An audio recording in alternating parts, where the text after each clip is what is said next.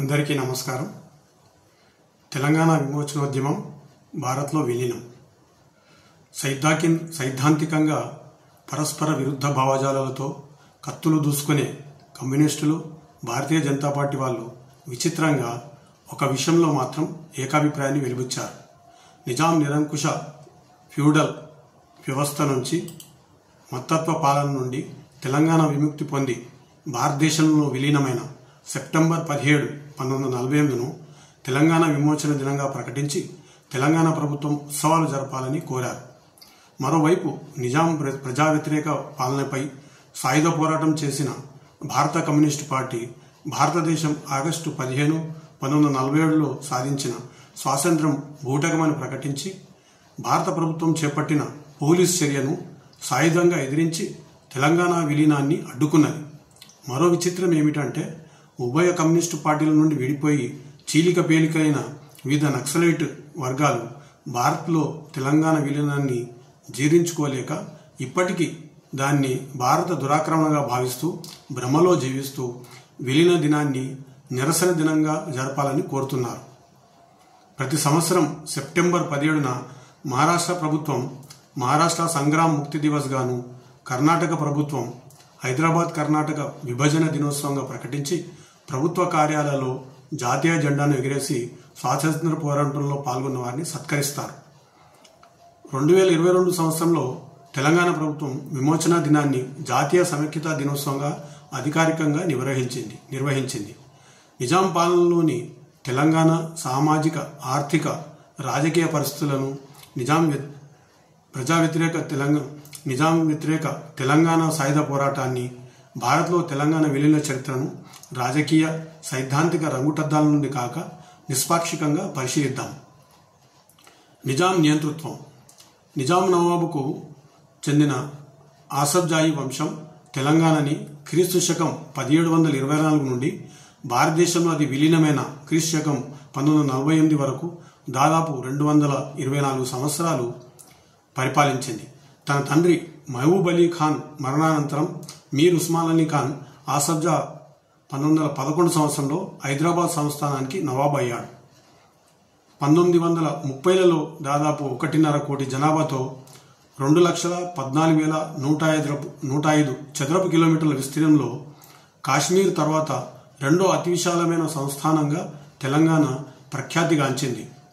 ఈ సంస్థానంలోని 16 జిల్లాలలో 8 తెలుగు ప్రాంతాలు వరంగల్, కరీంనగర్, నిజామాబాద్, మెదక్, నల్గొండ, ఆదిలాబాద్, మహబూబాబాద్ మరియు అత్రాఫ్ బల్దా తెలంగాణ జిల్లాలు కాగా, మహారాష్ట్రలోని 5 మరాఠీ భాషా ప్రాంతాలు ఔరంగాబాద్, నాందేడ్, డర్బన్, బీడ్ మరియు ఉస్మానాబాద్ జిల్లాలు, కర్ణాటకలోని 3 కన్నడ భాషా ప్రాంతాలు గుల్బర్గా, బీదర్ మరియు రాయచూర్ జిల్లాలు ఉండేవి.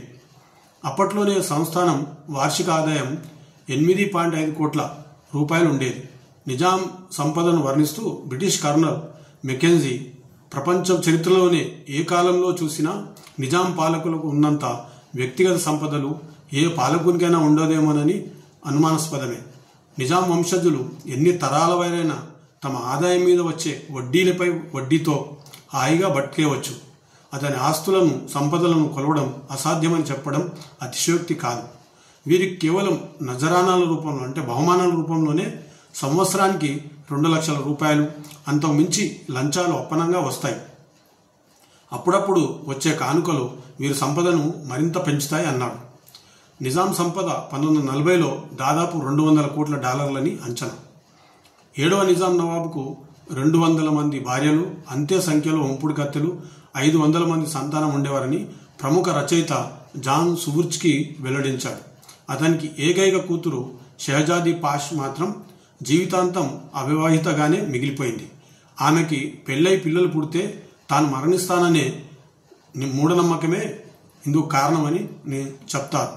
ఆ కాలంలో ఉన్న బ్రిటిష్ రెసిడెంట్ అధికారి ఒకరు నిజాం తన జనానాలలో స్త్రీలను నింపడానికి తొక్కి అడ్డదారులను వివరిస్తూ, తన అధికారులలో అమీర్లలో ఉన్నత వంశాలలోని స్త్రీలు జనానాలోకి రావడానికి నిరాకరిస్తే వారి కుటుంబ సభ్యులపై తీవ్ర ఒత్తిడిని, క్రూరమైన అణచివేతను ఉపయోగించేవాడని చెప్పాడు. రైతుల నుంచి వసూలు చేసే భూమి శిస్తులతో పాటు ప్రతి రూపాయి శిస్తుకు అణ అంటే 6 పైసలు నిజాంకి నజరానాగా కానుకగా వసూలు చేసేవారు. కొంతకాలం ప్రధానమంత్రి పదవి బాధ్యతలు కూడా నిర్వహించి ఆ వేతనాన్ని కూడా అదనంగా తీసుకున్నాడు. నవాబు ఆధీనంలో ఉన్న భూముల నుండి వచ్చే ఆదాయమే కాకుండా తన సొంత ఖర్చుల నిమిత్తం ప్రతి ఏడు 70 లక్షల రూపాయలు ఖజానా నుండి తీసుకునేవాడు. నజరానాల రూపంలో దోపిడీ. నిజాం నవాబును సందర్శించడానికి వచ్చేవారు తప్పనిసరిగా ఒక బంగారు నాణాన్ని అష్రఫీతో పాటు 4 రూపాయలను నజరానాగా సమర్పించుకోవాల్సి ఉంటుంది. నిజాం దీనిని లాభసాటి వ్యాపారంగా వాడుకున్నాడు. పండుగలకు, పుట్టినరోజు వంటి ఉత్సవాలకు జిల్లాలలో పనిచేసే అధికారులతో సహా నిజాం ఆహ్వాన పత్రాలు పంపేవాడు. ఆహ్వానించిన వారందరూ వచ్చారా లేదా అని హాజరు పట్టి కూడా పెట్టేవాడు. అలాంటి కార్యక్రమాల వల్ల వందల వేల రూపాయలు బంగారం నవాబుకు దక్కేవి. ఇవిగాక నవాబు ఎవరికైనా బిరుదులు, పదవులు ప్రసాదిస్తే నజరానాలు మరింత పెరిగేవి. ఈ పద్ధతి గిట్టుబాటు కావడంతో నిజాం తన రాజ్యంలో పనిచేసే అధికారులకు, అమీర్లకు రాజప్రసాదం కాసా అంటే రాజు ఇంటి భోజనం పంపేవాడు. అందుకు వారు నవాబుకు తగిన నజరానా సమర్పించుకునేవారు. కొన్నిసార్లు నిజాం తన పొలంలో పండిన మామిడి పండు ఒకదానిని అమీర్లకు పంపేవాడు. ప్రతిగా వారు నజరానాను సమర్పించుకోవాల్సి వచ్చేది. ఇదిగాక నిజాం కన్నుపడ్డ ఏ వస్తువైనా, భవనమైనా వాటి యజమాని వాటిని నజరానగా సమర్పించి తీరవలసిందే. వికారుల్ ఉమ్రా నిర్మించిన ఫలక్నుమా రాజభవనాన్ని 6వ నిజాంకి నజరానాగా ఇవ్వాల్సి వచ్చింది. అలాగే కమాల్ ఖాన్ కట్టిన కింగ్ కోటిని నిజాంకు నజరానాగా ఇచ్చారని హైదరాబాద్ జీవిత చరిత్ర రాసిన ప్రముఖ రచయిత నరేంద్ర లూథర్ వెల్లడించాడు. హైదరాబాద్ సంస్థానానికి 1925లో బ్రిటిష్ రెసిడెంట్గా అధికారిగా వచ్చిన విలియం బర్టన్ 7వ నిజాం గురించి చెబుతూ, అతను శారీరకంగాను నైతికంగాను పిరికివాడు. భారత ప్రభుత్వం అతన్ని పదవీచ్యుతిని చేయదలిస్తే సులభంగానే తలొగ్గుతాడు. అందువల్ల హైదరాబాద్ ప్రజల అంతులేని కృతజ్ఞతని బ్రిటిష్ ప్రభుత్వం చూరగొంటుందని అన్నాడు. అయితే వ్యక్తిగతంగా నిజాం ఉస్మాన్ అలీ గొప్ప గజల్ కవి. అంతేకాకుండా దేవతలకి సేవ నెపంతో స్త్రీలను వ్యభిచారంలోకి నెట్టివేసే దేవదాసి ఆచారాన్ని నిషేధించాడు. 1918 నుండి నవాబ్ పేర కరెన్సీ నోట్లను చెలామణి చేసే ఏకైక సంస్థానంగా తెలంగాణ. అతని పాలనలోనే ఉస్మాన్ సాగర్, గండిపేట, నిజాం సాగర్ జలాశయాలు నిర్మించబడ్డాయి. భూస్వామ్య దోపిడీ వ్యవస్థ. నిజాం భూస్వామ్య విధానంలో భూమి యాజమాన్యం అత్యధిక భాగం నవాబు, అతని కింద పనిచేసే జమీందారులు, జాగీర్దారులు, దేశ్ముఖుల చేతుల్లో ఉండేది. నిజాం నవాబు తన వ్యక్తిగత ఖర్చుల నిమిత్తం 5,30,000 ఎకరాల భూమి సర్ఫెకాస్ భూముల పేరిట సొంతానికి దారదత్తం చేసుకున్నాడు. 3,122 గ్రామాల భూములు నిజాం తాబేదారులైన జమీందారులకు, దేశ్ముఖులకు అప్పగించాడు. వ్యవసాయయోగ్యమైన భూములలో సుమారు 60% జమీందారుల యాజమాన్యంలో ఉండేవి. వీరిలో 2 జమీందారులు ఒక్కొక్కరు 1,00,000 ఎకరాలకు పైగా వ్యవసాయ భూములు కలిగి ఉంటే 550 మంది జమీందారులు ఒక్కొక్కరు 5,000 ఎకరాలకు పైగా వ్యవసాయ భూములు కలిగి ఉన్నారు. చిన్న చితక రైతులు తమ భూములలో పనిచేయడంతో పాటు జమీందారుల భూములలో ఉచితంగా పనిచేసే అమానుష నిర్బంధ వెట్టి చాకరీ విధానం అమల్లో ఉండేది. కులవృత్తులతో పొట్టనింపుకునే కుమ్మరి, కమ్మరి, మంగలి, సాలె, గీత కార్మికులు జమీందారులకు ఉచితంగాను నామమాత్రం ఖరీదుకో తమ శ్రమ ఫలాలను ఇవ్వడంతో పాటుగా దొర పిలిచినప్పుడల్లా ఉచిత సేవలు చేయవలసి వచ్చేది. 60% వ్యవసాయ భూముల యజమానులు అయినప్పటికీ జమీందారులు ఒక్క పైసా కూడా పన్ను కట్టేవారు కాదని జాన్ సూర్జ్కి వెల్లడించాడు. జమీందారుల జాగీర్లలోని దాదాపు 15 లక్షల మంది రైతులు బానిసల కంటే హీనంగా బతికేవారు. నిజాం మతతత్వ పాలన. నిజాం తనను తాను ముస్లిం నవాబుగా భావించేవాడు. రాజ్యపాలనకు సంబంధించిన అన్ని ముఖ్య రంగాలలో సైనిక, ఆర్థిక, విద్య, న్యాయ, రెవెన్యూ, జమీందార్ పదవులలో అత్యధికంగా ముస్లింలను నియమించాడు. మజ్లిస్ ఇత్తాహిదుల్ ముస్లిమీన్ MIM సంస్థకి చెందిన కాసిం రజ్వీ రజాకార్ స్వచ్ఛంద సంస్థను స్థాపించి అందులోని సభ్యులకు ఆయుధ తర్ఫీదు ఇచ్చేవాడు. నిజాం నిరంకుశ పాలన వ్యతిరేకంగా పోరాడిన కమ్యూనిస్ట్ నేత రావి నారాయణ రెడ్డి ఈ సంస్థ గురించి వివరిస్తూ, బహదూర్ యార్జంగ్ అనే ముస్లిం జమీందారు ఒక నిరపాయకరమైన సాంస్కృతిక సంఘంగా 1927లో మజ్లిసే ముత్తాహిదుల్ ముస్లిమీన్ MIM స్థాపించాడు. క్రమంగా అది విద్వేషపూరిత మతతత్వ సంస్థగా పరిణామం చెందింది. ఇది నిజాం సంస్థానాన్ని ముస్లిం రాజ్యంగా ప్రకటించడంతో పాటు ఈ ముస్లిం రాజ్యాన్ని రక్షించడం ప్రతి ముస్లిం బాధ్యత అని ప్రచారం చేసింది. హైదరాబాద్ సంస్థానంలో ప్రతి ముస్లిము రాజే అంటే అనల్ మాలిక్ అని మతతత్వాన్ని నూరిపోసింది. అంతేకాకుండా నిజాం సంస్థానంలో ముస్లింల జనాభా పెంచడానికి, హిందువులను ముస్లింగా మత పరివర్తన చేయడానికి తబ్లీగ్ అంటే మత మార్పిడి ఉద్యమాన్ని లేవనెత్తింది. బహదూర్ యార్జంగ్ మరణానంతరం ఎంఐఎం సంస్థకి మతమౌఢ్య కాసిం రజ్వీ నాయకుడయ్యాడని చెప్పాడు. తెలంగాణ రాజకీయోద్యమ చరిత్ర రావినారాయణ రెడ్డి పుస్తకంలో ఈ విషయం చెప్పాడు. సంస్థానంలో ముస్లింల సంఖ్యను రాజకీయోద్దేశంతో పెంచేందుకు 1937 సంవత్సరంలో ఇత్యాదుల్ ముస్లిం సంస్థ మతి పరివర్తన ఉద్యమం తబ్లీగ్ ఆరంభించింది.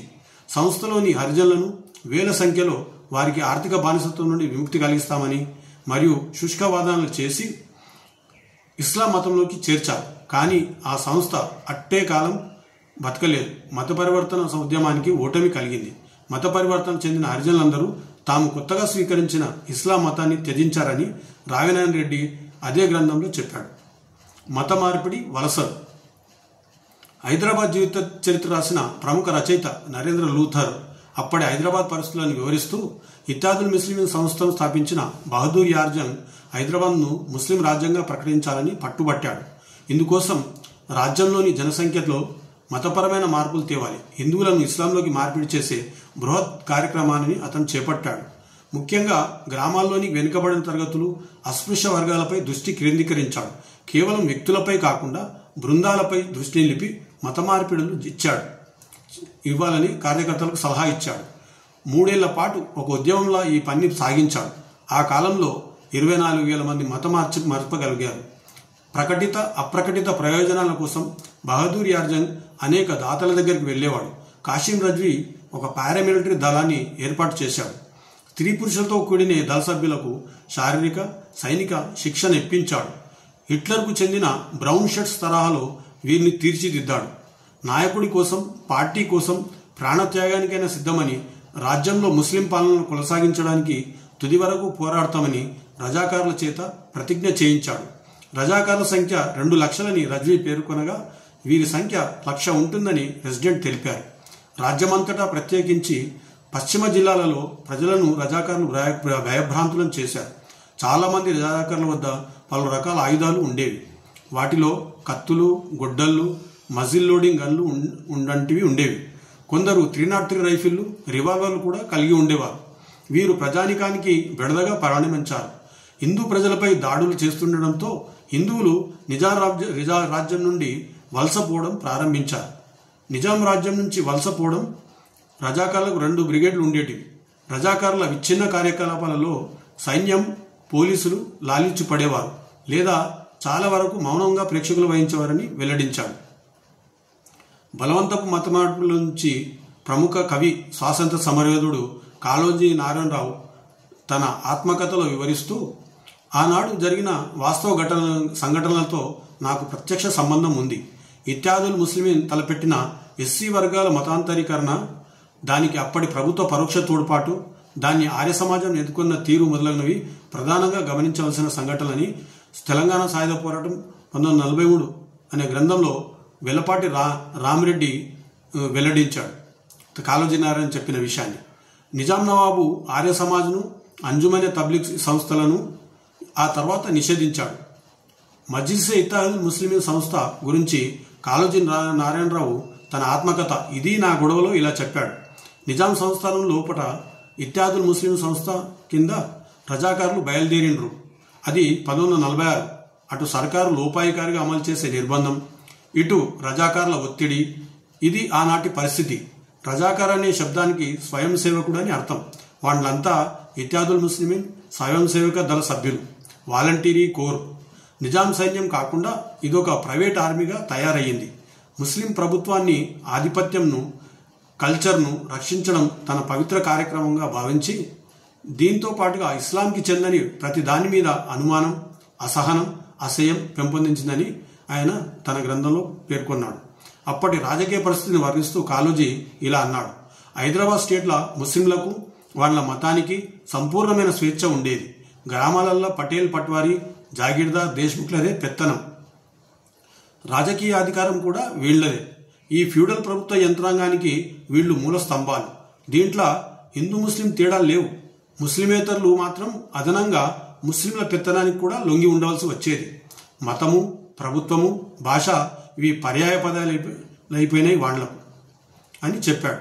మరో తీవ్రవాద మతతత్వ పార్టీ కాక్సర్ పార్టీ కార్యకలాపాలను అప్పటి విద్యాశాఖాధికారి అల్లమా షక్రీ పర్యవేక్షించేవాడని, దీని సభ్యులకు బేల్ఫా ఫౌజ్ అంటే గొడ్డలి సైన్యం అనే ముద్దు పేరుతో పిలిచేవారని, వీరు గొడ్డలతో హిందువులపై దాడి చేసేవారని వెలపాటి రామిరెడ్డి తన పుస్తకంలో వెల్లడించాడు. హిందువులు చనిపోతే వారి శవాలను కాల్చడానికి బూడిద పన్ను చెల్లించవలసిందే. శవం బూడిద కావడానికి వీలుండేది కాదు. అలా చెల్లించకపోతే ప్రతి ఉద్యోగి, పై చదువులు చదివే ప్రతి విద్యార్థి షేర్వాణి, పైజామా విధిగా ధరించాలి. సంస్థానంలోని ప్రధానమైన 5 బట్టల మిల్లులలో దాదాపు 20,000 మంది కార్మికులుంటే వారిలో 15,000కు పైగా ముస్లింలే.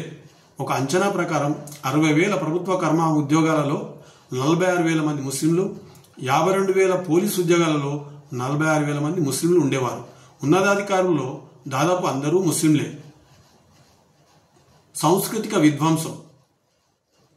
ప్రముఖ స్వాతంత్ర సమరయోధుడు మాడపాటి హనుమంతరావు 1914 రాసిన ఒక వ్యాసంలో విద్యారంగంలో తెలంగాణ వెనుకబడతనాన్ని వివరిస్తూ 1911లో తెలంగాణ జనాభాలో అక్షరాస్యత కేవలం 2.7% ఉందని, ముస్లిం జనాభాలో 6.9% మంది అక్షరాస్యులు కాగా హిందువులలో కేవలం 2.3% మాత్రమే అక్షరాస్యులని చెప్పాడు.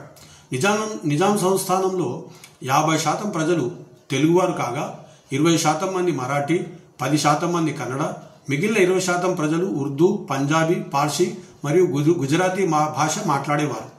కానీ అల్పసంఖ్యాకుల భాష అయిన ఉర్దూను నిజాం అధికార భాషగా ప్రకటించడమే కాక అత్యధికులు మాట్లాడే తెలుగు, మరాఠీ, కన్నడ వంటి ప్రాంతీయ భాషలను నిర్లక్ష్యం చేశాడు. ప్రైవేట్ వ్యక్తులు సంస్థలు నడిపే బడులపై అంటే ఖాన్గీ బడులు అంటారు వీటిని, దాడులు చేయించడమో బలవంతంగా మూసివేయించడమో చేసేవారని కాళోజీ వెల్లడించాడు. ప్రాంతీయ భాషలో పాఠశాలలను, గ్రంథాలయాలను నెలకొల్పడాన్ని వ్యతిరేకించారు. తెలంగాణలో 1924లో 4,053 ప్రైవేట్ పాఠశాలలు ఉండగా నిజాం నిషేధానంతరం వీటి సంఖ్య 1934 నాటికి 776కు పడిపోయింది. ముస్లిమేతరులు అధికార భాష ఉర్దూను నేర్చుకున్నా ఉద్యోగాలలో ప్రయోజనం ఉండేది కాదు. తెలుగువాడైనా, కన్నడిగుడైనా, ఇంకో ముస్లిమేతరుడైనా ఉర్దూ నేర్చుకున్నా సరే ఉర్దూ పండితుడుగా పరిగణలోకి రాడు. ఉర్దూ మాతృభాష కాని కాయస్థునికి మున్షీ ఫాజిల్, కబీర్ వగైరా సర్టిఫికేట్లు ఉన్నా సరే స్కూళ్ళ ప్రైమరీ, మిడిల్ క్లాసులకైనా ఉర్దూ చెప్పడానికి నియమించడం ఎక్కడా కనిపించదని కాళోజీ ఆనాటి సంస్కృతి అణచివేతను, మతమౌఢ్యాన్ని తన ఆత్మకథలో చెప్పుకున్నాడు. ఆధునిక విజ్ఞాన శాస్త్రాలలో ఉర్దూలో బోధించడానికి 1918లో ఉస్మానియా విశ్వవిద్యాలయం నెలకొల్పారు. అయితే తత్వశాస్త్ర బోధనా శాఖ ముసుగులో ఉస్మానియా విశ్వవిద్యాలయంలో ఇస్లాంలో బ్యాచిలర్స్ డిగ్రీ మరియు మాస్టర్ డిగ్రీ ప్రవేశపెట్టారు. కానీ ఇతర మతాల తత్వశాస్త్రాలపై ఎలాంటి డిగ్రీల బోధన ఉండేది కాదు. అంతేకాకుండా విశ్వవిద్యాలయ గ్రంథాలలో ఇస్లాంకి వ్యతిరేకంగా ఉండే అంశాలను పరిశీలించి చర్యలు తీసుకోవడానికి మాత్రం ఉస్మానియా విశ్వవిద్యాలయంలో ఒక ప్రత్యేక బోర్డును నియమించారు. ఉర్దూ బోధనా భాషగా ఉండే పాఠశాలలను మాత్రమే ఉస్మానియా విశ్వవిద్యాలయానికి అనుబంధంగా అంటే అఫిలియేషన్ గుర్తింపు లభించేది. ఆనాటి సాంస్కృతిక విధ్వంసం, ప్రజల దుర్భర జీవితం గురించి నిజాం స్టేట్ కాంగ్రెస్ నాయకుడు స్వాతంత్ర్య పోరాట అనుభవాలు చెప్తూ తాత్వికుడైన రామానంద తీర్థ హైదరాబాద్ జ్ఞాపకాలు అనే పుస్తకంలో వివరిస్తూ ముస్లిం మతావేశ అధికారుల బృందం నిజామును పరివేష్టించి దృఢమైన వలగా అల్లుకొని ఉంటూ నిరంకుశ అధికారంతో ప్రజలను దాస్యబంధంతో బంధించి ఉంచింది. ముస్లిం అవడమే ఘనతకు వారసత్వంగా పరిగణించింది. ముస్లిం కాకపోవడమే దురదృష్టకరం. ఆజన్మ దాస్యానికి గురి కావాల్సిన కర్మ ఫలితం అనే భావన ప్రజల్లో వ్యాప్తికి వచ్చాయి.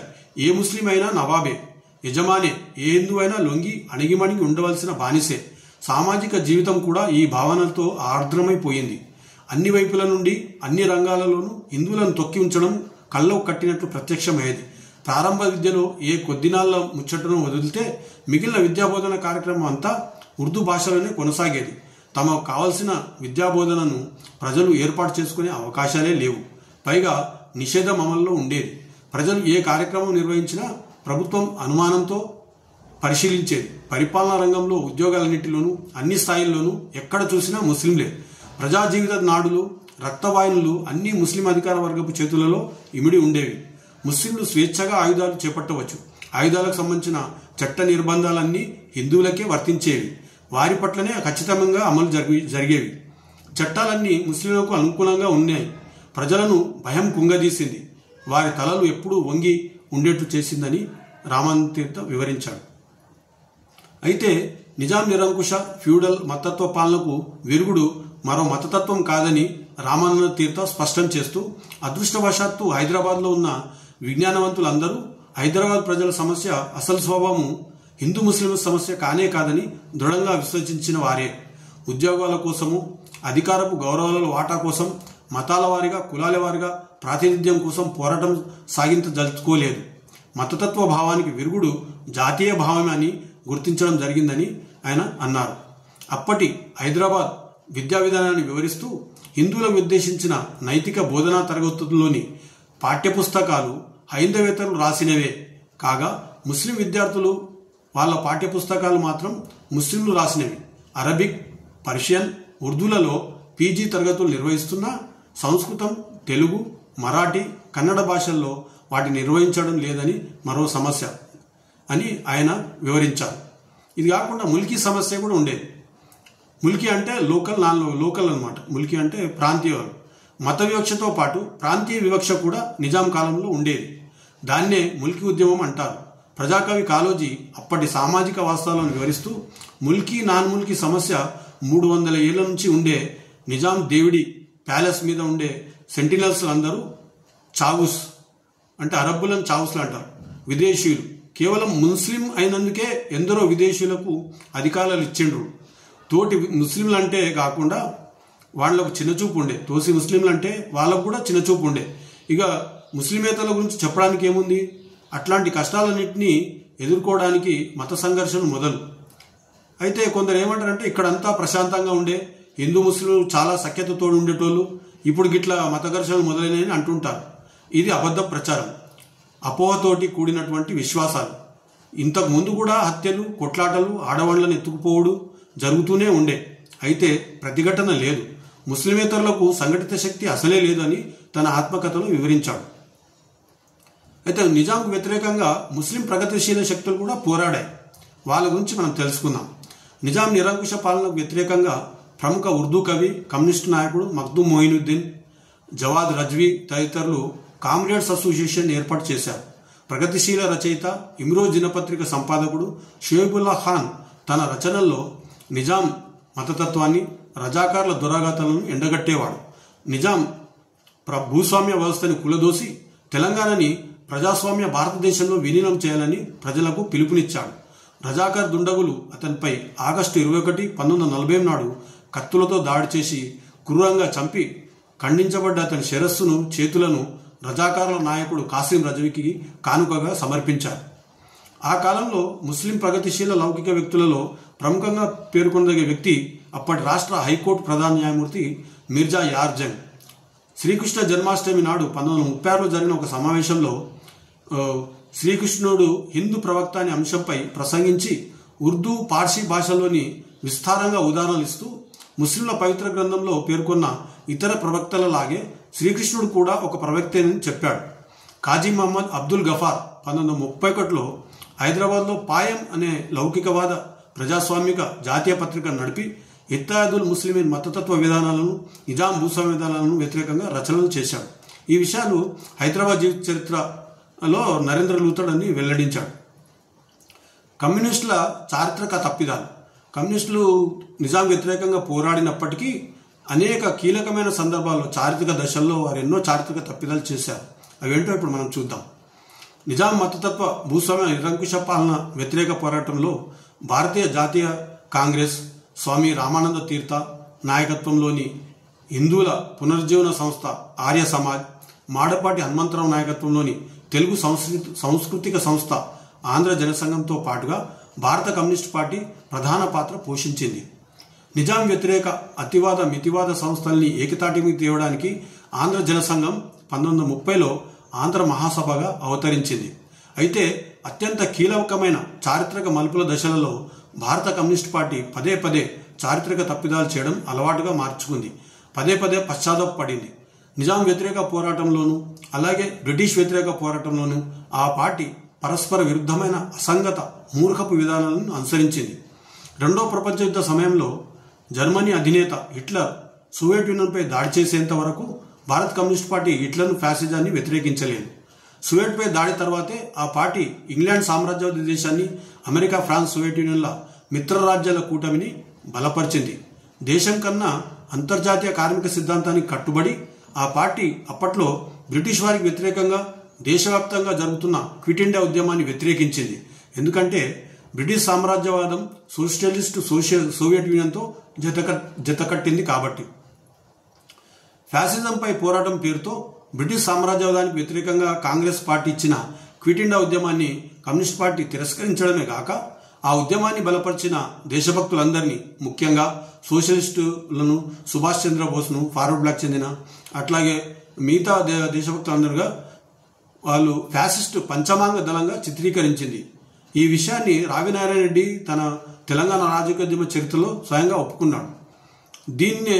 దీంచే దేశంలోని చాలామంది దేశభక్తులు కమ్యూనిస్ట్ పార్టీ పాలసీని అపార్థం చేసుకునే అవకాశం కలిగిందని ఆయన వాపోయాడు. దేశభక్తులను ఫ్యాసిస్టులను తిట్టి అపార్థం చేసుకున్నారంటే అర్థముందా? కమ్యూనిస్ట్ పార్టీ తమ ప్రభుత్వానికి ఇచ్చిన మద్దతుకు ప్రతిగా బ్రిటిష్ ప్రభుత్వం ఉదారంగా 1942లో కమ్యూనిస్ట్ పార్టీపై నిషేధాన్ని తొలగించింది. బ్రిటిష్ ప్రభుత్వానికి అనుంగనుచరుడైన నిజాం నవాబు కూడా తెలంగాణలో కమ్యూనిస్ట్ పార్టీపై నిషేధాన్ని తొలగించాడు.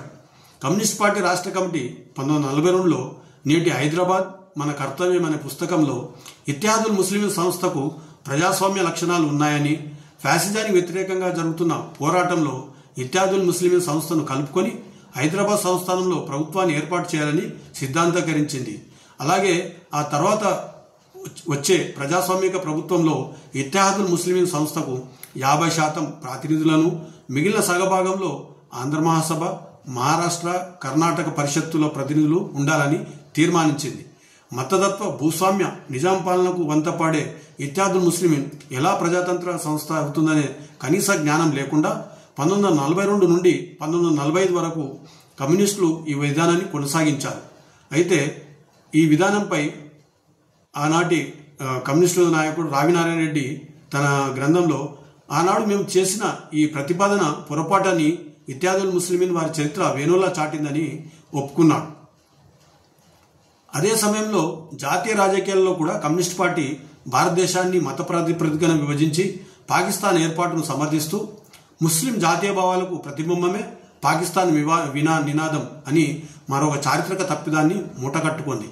చారిత్రక భౌతికవాదాన్ని నమ్మే కమ్యూనిస్టులు ఒక మతాన్ని జాతీయతగా అంగీకరించి మద్దతు ఇవ్వడం చారిత్రక విషాదం. అంతటితో ఆగకుండా కమ్యూనిస్ట్ పార్టీ మన దేశం ఆగస్టు 15, 1947 నాడు బ్రిటిష్ సామ్రాజ్యవాద విదేశీ పాలన నుండి విముక్తి పొందిన వాస్తవాన్ని గుర్తించడం నిరాకరించింది. కలకత్తాలో 1948లో జరిగిన కమ్యూనిస్ట్ పార్టీ 2వ జాతీయ మహాసభలో భారత స్వాతంత్ర్యాన్ని ప్రశ్నిస్తూ దేశంలో ప్రజారాజ్యం ఏర్పడినప్పుడే నిజమైన స్వాతంత్ర్యం వస్తుంది, కేవలం తెలంగాణలోనే కాకుండా యావత్ భారతదేశంలో సాయుధ పోరాటాన్ని విస్తరింపజేసినప్పుడే ఇది సాధ్యపడుతుందని తీర్మానించింది. తెలంగాణతో పాటు దేశవ్యాప్తంగా నవజాత స్వాతంత్ర భారతదేశానికి వ్యతిరేకంగా సాయుధ తిరుగుబాటుకు తెరలేపింది. కమ్యూనిస్ట్ పార్టీ ఈ అపరిపక్వ దుందుడుకు విధానాన్ని అక్టోబర్ 21, 1951 వరకు అనుసరించి 4,000 మంది పైగా కార్యకర్తల ప్రాణాలని బలిగొన్నది. నవజాత స్వాతంత్ర భారత ప్రభుత్వంపై సాయుధ పోరాటాన్ని కొనసాగించాలనే విషయంపై కమ్యూనిస్ట్ పార్టీ నాయకత్వ బృందం రహస్యంగా మాస్కో వెళ్లి స్టాలిన్తో సహా సోవియట్ అగ్రణ్య నాయకులతో చర్చించి చివరికి సోవియట్ కమ్యూనిస్ట్ పార్టీ సలహా మేరకు సాయుధ పోరాటాన్ని విరమించింది. అదే సమయంలో తెలంగాణ కమ్యూనిస్ట్ పార్టీ నాయకులు కూడా తప్పులు చేయడంలో తామేమీ తక్కువ తినలేదని నిరూపించుకున్నారు. ప్రముఖ తెలంగాణ సాయుధ పోరాట నేత దేవులపల్లి వెంకటేశ్వరరావు తన తెలంగాణ ప్రజల సాయుధ పోరాటం 1946 నుంచి 51 అనే పుస్తకంలో ఇలా వివరించారు. హైదరాబాద్ నగరంలోని పార్టీ నాయకులు ఒక ఘనకార్యం చేశారు.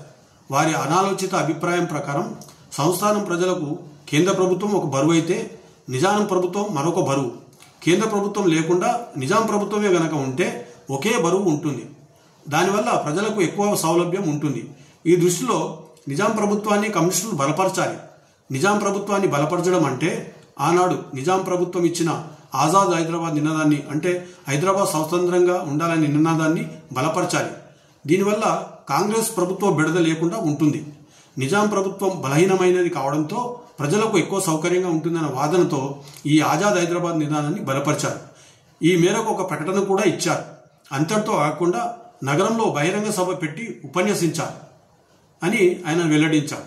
అయితే కమ్యూనిస్ట్ పార్టీ ప్రధాన కార్యదర్శి రణదివే మాత్రం ఇది తమ జాతీయ విధానం కాదని ఖండించి రాష్ట్ర నాయకులకు బుద్ధి చెప్పారు. స్వాతంత్ర్య భారత్లో తెలంగాణ విలీనం.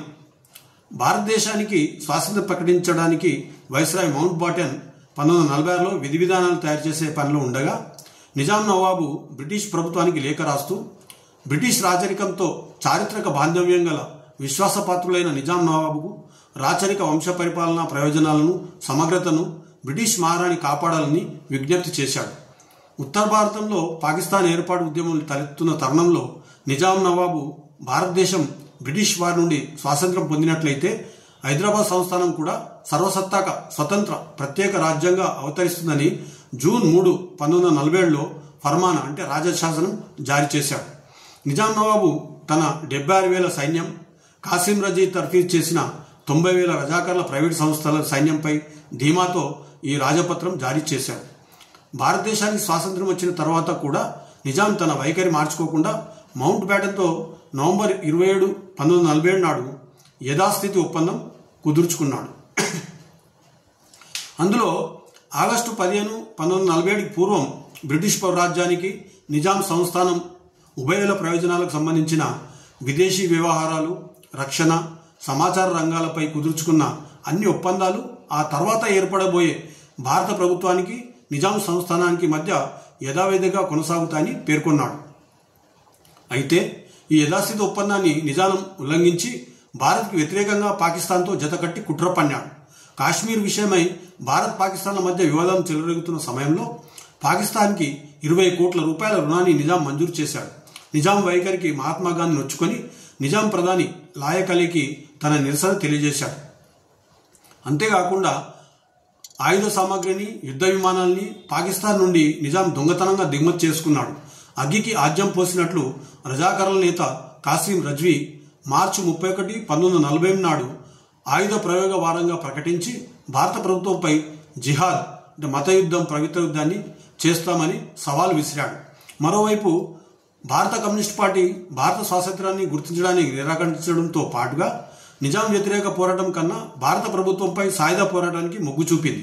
ఈ చారిత్రక నేపథ్యంలో అప్పటి గృహమంత్రి సర్దార్ వల్లభాయ్ పటేల్ భారత్లో హైదరాబాద్ సంస్థానం విలీనానికి పోలీస్ యాక్షన్ చర్యను ప్రతిపాదించాడు.